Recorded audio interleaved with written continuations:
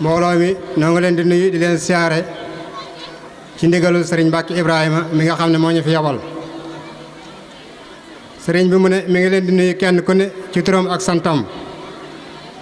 di nuyu képp ku fi teew ak ku fi amoon yéene teew te ñëwoo fi. di xam la ne bis bu ko ñor la bu sañoon itam day teew daa fekk mu génn rek waaye bis bu ko ñor la nee na amul benn bis bu ko gën a ñor bis bii ndax bis bii bisul islaam la bisul diini la bisu cant la.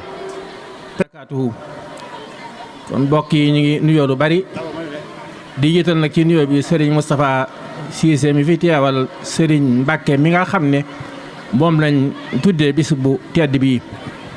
kon ñu ngi koy jiital ci nuyoo bi di ko jotloo mu jotloo Serigne bi nuyoo bi itam. di nuyu Serigne Ibrahima Xumma mi nga xam ne moo sos liggéey bu rëy bii te di ci dox ba mu agsi fii ak ki nga xam ne moo la ko àndal muy Serigne Cheikh Waalo mi nga xam ne mooy directeur bi nga xam ne bu ràññiku la ci ab liggéey te liggéey fi liggéey bu rëy boo xam ne ñëpp teg nañ ci seen bët ak mboolem jàngalekat yi nga xam ne ñoo koy jàppale mu ànd ak ñoom di saytu liggéey bi ñu ngi leen di nuyu ñoom ñëpp di nuyu itam élèves yi nuyu parents d'élèves yi yëpp itam bàyyiwuñ ci kenn di wax ay kàddu yoo xam ne ñu ngi koy wax ci turu idaara Mahadul Xalil al Islami yi lañ fi wuutu di wax ci seen kàddu ndax école bi ba ci examen yi weesu rek foofa lañ ko defee ci école ba kon yaakaar naa ne kon bu fekkee am nañ bés bu toll nii war nañoo ñëw nun wax li nga xam ne xale yi bàyyi ko fii ñëw foofa def nañ ko fa ngir parents yi mën a xam taxawaayu école bi ak liggéey bi nga xam ne mi ngi ci école bi ak it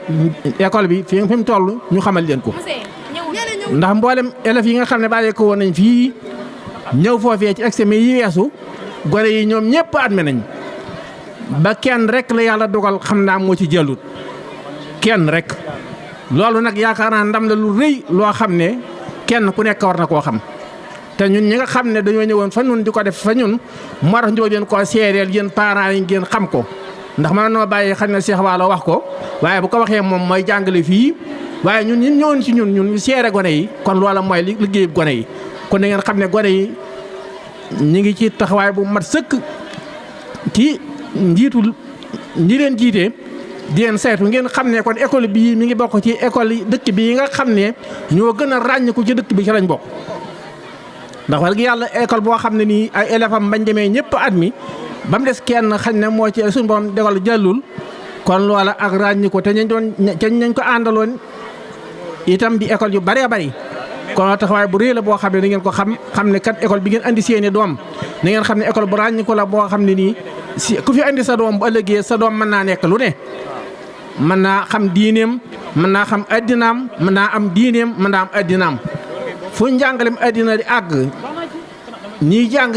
ci jàng ba yor réew mi ñi jàng ba yor réew mi bàyyi leen xel ne seen doom yi nekk fii man ëllëgee si biir kenn mën na cee jóge fii yor réew mi ndax ñooñu la ñuy jàng ñoom ñi ñu koy jàng ba noppi nag di jàngaat nag seen diine nag di jàng alxuraan di jàng seen diine ba noppi di jàng la nga xam ne ñooy jàng français kese ña ngi koy jàng bu ëllëgee nga xam ne bu ëllëgee kenn mën naa jóge fii école bii ëllëgee si biir kenn fee jóge ñu ne mooy président lu mën a nekk la kon nag loolu na ngeen ko xam bu baax a baax te gën a feddliku bu baax ci liggéey bi itam te gën fii indi xale yi bu baax gën a soññ xale yi ci njàng mi ku am sa doom itam nga fas yéene indi ko fi ku fi jege ku ne indi sa doom fii ndax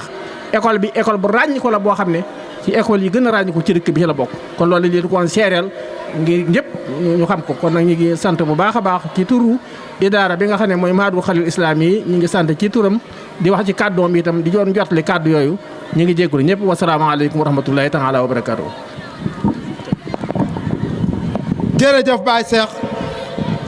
kàddu yi.